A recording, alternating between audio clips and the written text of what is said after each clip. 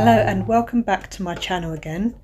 I'm going to be doing my second part of Seaspiracy, but it's not going to be as long as the other one. I'm just going to really recap on the last little bits of the movie because I think the other one went on a little bit slightly too long. So for anybody who enjoyed it, thank you for enjoying my movie. It was a little bit long-winded, but I did cover a lot of what was in the movie. So I know a few of you did enjoy watching that and maybe not seeing the graphics inside the movie and just listening to what actually happened on the movie and my thoughts on it. So what I'm going to do now is I'm going to quickly go through some of the last little bits of the movie because there's still about at least half an hour left of it. And then I'm going to cover some of the people who've tried to debunk the movie. So I've just watched a part of Seaspiracy so I could recap. And the bit that I'm at now is where they're out in the ocean and they've caught some illegal fishing going on with Chinese trawlers. And this is all illegal. So this is, I think it's Sea Shepherd that have actually gone out and found these, so they're going to expose them on this programme. So obviously, what they see as well is they see a couple of guys, a couple of black guys in a canoe. So they're thinking, why are these guys risking their lives out in a canoe at the side of this big ship trying to, I don't know what they're doing, but they're just risking their lives because it's quite dangerous, isn't it? So it turns out the guy started doing this, like that. The black guy on the little canoe, he did this. So he's basically letting them know, we're hungry, we need something to eat. So this is the people from the third world, West Africa. We now know that the people there are not getting their fair share of fish, basically. So when this illegal fishing is taking place, it's actually preventing the people that live around those shores around West Africa where there's lots of fishing going on and there's a lot of third world around that area. We now know that these people are not getting their share. So basically that means that every time there's overfishing and exploitation of fishing as well, then there's also a problem with the third world not being able to get as much food as they want. So when they're now looking for bushmeat, what actually happens is, this is something that's happened in the past basically, and during the time of, and we've heard about this, I can't remember how many years ago this was now, that we heard about the Ebola outbreak, didn't we, in West Africa. Now this was because of the people that have gone inland to get bushmeat, and then it causes disease because of obviously the production of the meat, or the meat that they're getting is now causing disease, because obviously these zoonotic diseases, a lot of them are coming from animals anyway, aren't they? We know that.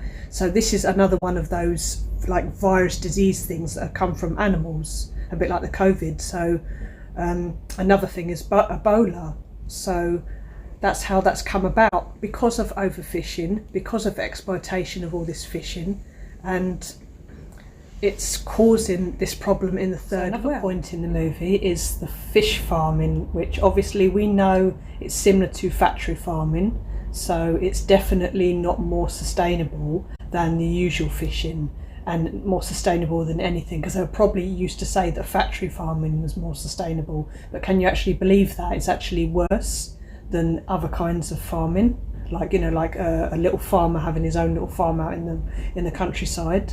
That's supposed to be the best form of farming, and then the worst one was the factory farming, but I wouldn't mind betting that they call that sustainable. The problem with fish farming is disease and pollution. So fish farming have a lot of issues like disease, pollution, and the working conditions are not supposed to be any good. It's really horrible. They're crammed up, they're swimming around in their own crap. It's really bad. It's just absolute really bad animal cruelty.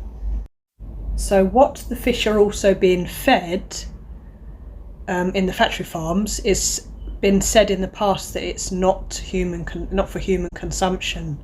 So even that, when people sometimes go on about, the fish are pollution, the fish polluted, the toxins in them, but you never hear about what the fish are eating as well.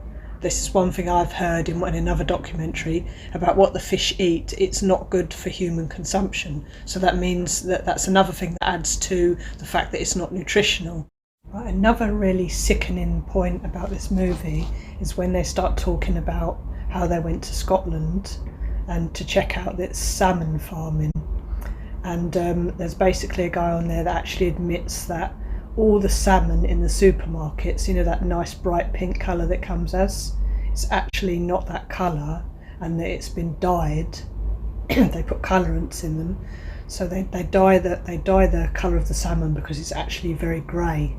So why don't people just eat salmon the colour that it is, grey?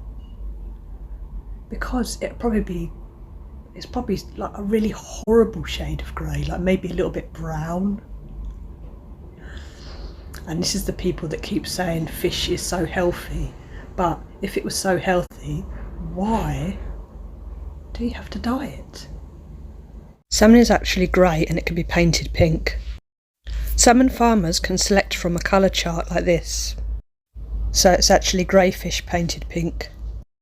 Another bit that I find really sickening is that they call these bushes mangroves.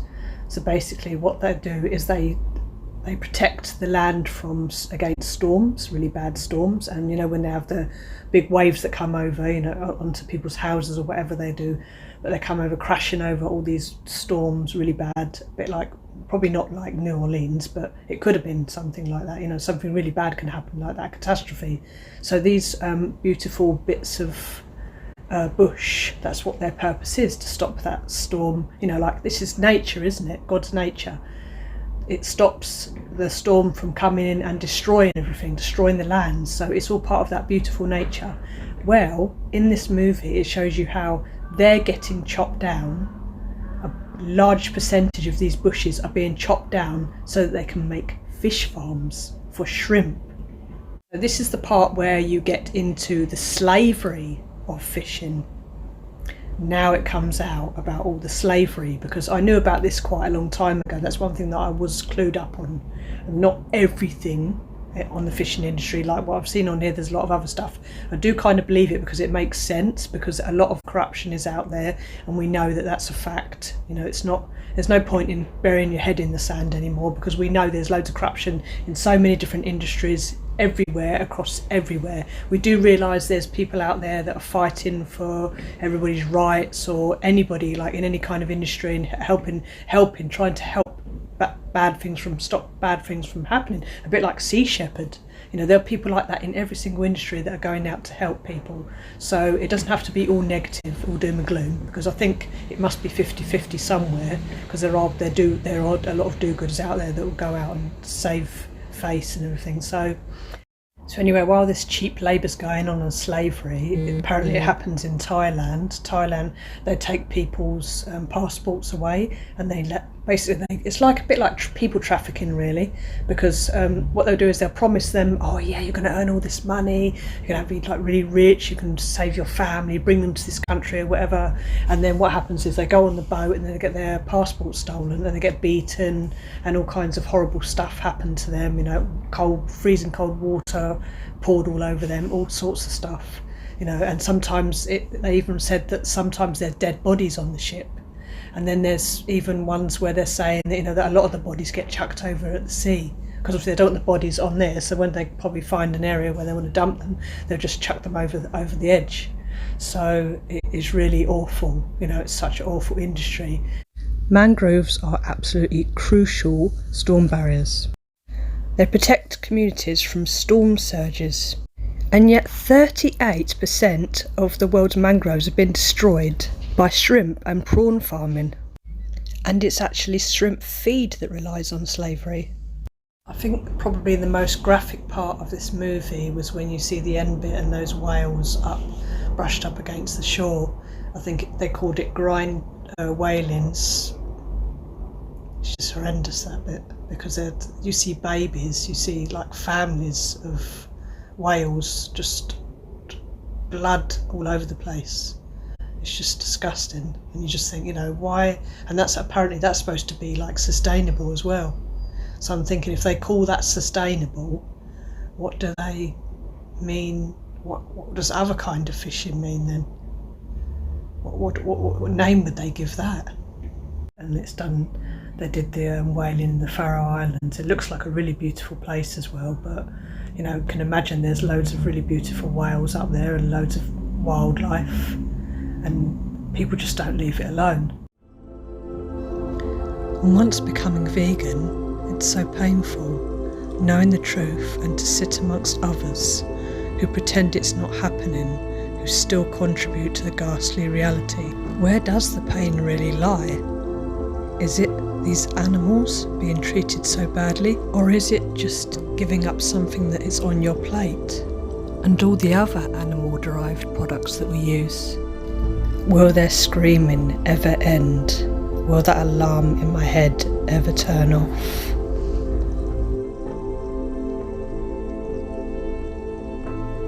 And ultimately, if you've had pets of your own and you've had the love of an animal, all you can do is use your voice for them. And everyone knows that when you've had pets, they can be exactly like having a human friend. They can also resemble a child or a baby much more.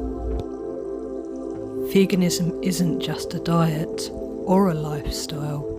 It's actually the largest social justice movement in our human history. Just got a little bit emotional there, but I just wanted to basically show people what it's like being somebody who's very sensitive towards animals. I had a time of grief as well when I had one little animal that just sat by me all the time, trying to give me so much comfort. And they know when you're upset, and can you imagine, they've got little personalities like that. They're just like healing. They're so incredibly healing. Animals are all got their purposes.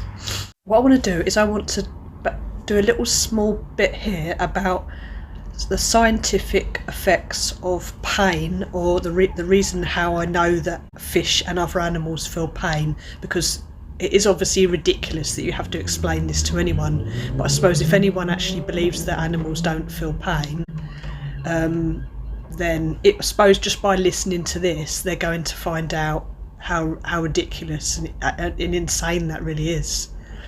Right, the scientific proof of pain in a human being or an animal.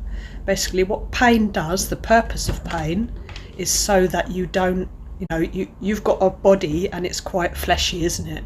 You can break it, you can tear your hair out, you can rip your teeth out, anything can come out, your eyes could come out, anything.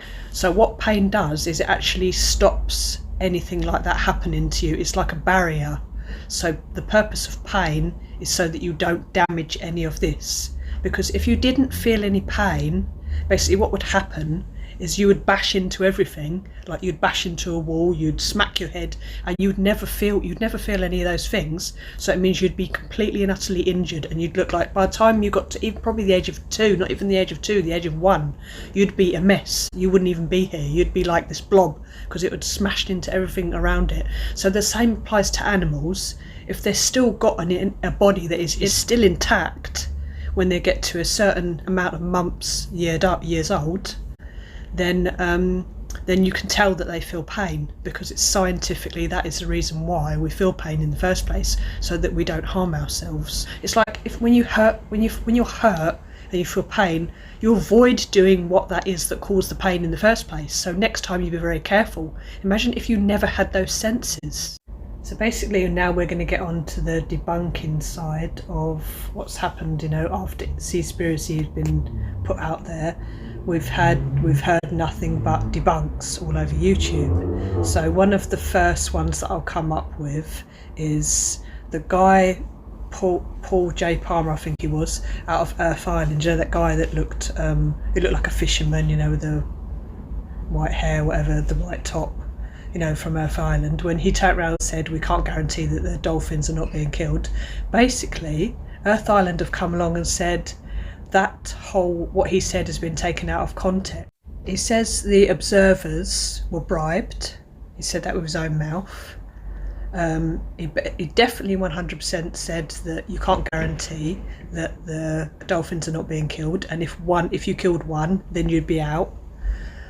So I'm not quite getting what bit that we're taking out of context. And then later they go on to say, Earth Island later go on to say that it's 98% chance that the dolphins are not gonna get killed. So Paul J. Palmer says that if you kill one dolphin, you're out, right? And he's just a worker there, so he knows that. That's obviously what he's been told by the authorities or whatever, the people above him. One dolphin, you're out. So basically, Earth Island have turned around and said they've come back, when they've come back after the movie and they've spoke to whoever they got in contact with, they've basically turned around and said it's about 98% chance that the dolphin are not going to be killed. We can provide a 98% guarantee. So then they then go on to say, well, I thought you said 100%. I thought you said even one dolphin, and it's not guaranteed. So you're stamping these even though there are dolphin being killed then. So they say, yeah, but it's more sustainable because there's less. But the thing is, they've never made an agreement that they've, to say 98% of dolphins are more safe. They've not made this agreement. They've not said this anywhere. So I'm not quite getting why they suddenly brought this up. I'm not getting that. Just to cover themselves. There's this marine biologist who tries to debunk the movie by just picking out a couple of snippets like that, just the bits that she chooses. Probably about 3 minutes of the movie, by the way. And she says she's debunked Seaspiracy. So anyway, she goes ahead and she says, basically he's trying to frame these people. The guy. And the way she says, I feel so sad because he's trying to frame them. They're just workers of this, Earth Island or whatever they work for. And why is he trying to frame them like that? I'm thinking to myself, I feel so sad. Those dolphins, those whales, those fish, trillions of them every year. That's what I feel sad about. Another one that's particularly quite dumb to me, really, is the fact that they, when they say that 46% of the plastic in the ocean is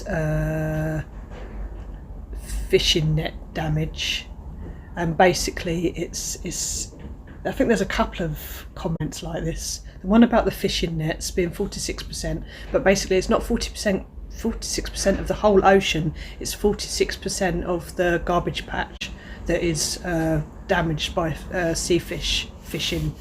But my argument is, if we're gonna, my overall problem with all this debunking is, and most of them actually agree to me as well, at the beginning of the debunking they would turn around and they would say, I'm not disputing the fact that there's overfishing and there's exploitation and that there's a decline in the numbers of wildlife.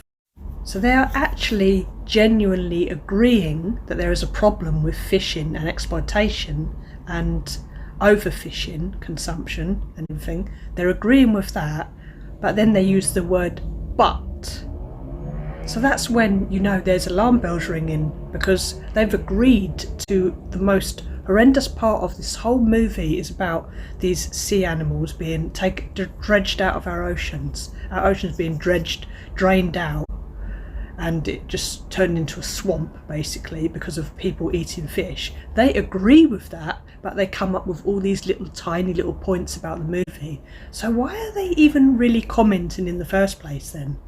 Maybe they just want to get seen or heard or something, because they've got another reason to be, and maybe they want to use Seaspiracy as a quick claim to fame or something. I don't know, because they're not really making any sense to me, because actual general point to this is that there is a problem with fishing and there is exploitation and there is a problem with health due to fishing. There is a problem with us eating fish. There are toxins in fish and it is dangerous. and it's detrimental to health. It doesn't have any nutritional value in my eyes at all, because if you can get omega-3 from plant-based products, then I don't see the point in dragging fish out of the sea, killing them and living off death anyway, living like that off, you know, the murder of another being, living like that and thinking that your soul is happy or whatever. And my point is that, you know, it's all about the fact that we overfish.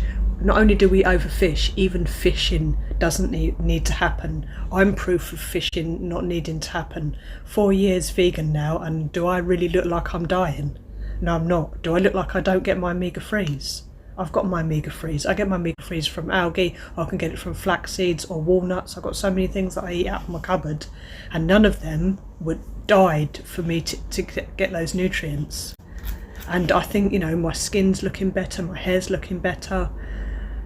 I'm not going to tell you how old I am, because I don't really like that, but you will not believe it. You would not even believe my age. So there's a lot to be said, and I just think that it's absolutely incredible that we do the things that we do for absolute no apparent reason, just because someone feels like doing it, or they think, oh, we need the nutrients. But why do we need the nutrients? If I'm sitting here 4 years later still with good health, then why do you really need to do the things that you're doing? Because you just want to, that's why. So maybe we should start talking to the marine biologists and Earth Island and all those other places that he visited that probably come back and say this is all wrong, this is all rubbish. We should say to them, you know, what about the fish? What about, when is anyone ever going to listen? What about the fish? What about the animals? What about their lives? The lives you took away. When you say humane killing, do you know one thing you've got to realise when it comes to humane killing? Although straight away I never believed in that anyway, even before I even heard other people saying it, I knew, why are we calling it humane when it's killing? So another thing that people fail to realise about murder and murdering an animal is that the one true thing, I don't think I've really heard this one yet, is the fact that when you take a life, people might turn around and say to you, don't worry, it's just quick. It's just quick, humane, that's what they say for humane. Don't worry, it's just quick, it means it's over with quickly. Firstly, that does not exist. There's no such thing as it's quick, because it's got to go to the slaughterhouse and they have to go through, you know, like probably go on really long journeys, and they're stuffed in that's the animals. And the fish, obviously, when they're being killed, it's not a nice process. But the thing that we're actually completely dismissing here is that life of that being. You took that life of that being. That being might have lived 5, 6, 7, 10 years. So I hope you have the same kind of opinion that I do have about Seaspiracy, the movie Seaspiracy, and I hope that you've watched it as well. If not watched it, you've seen some of the people that have talked about the movie, so you get an idea of what's going on in our oceans.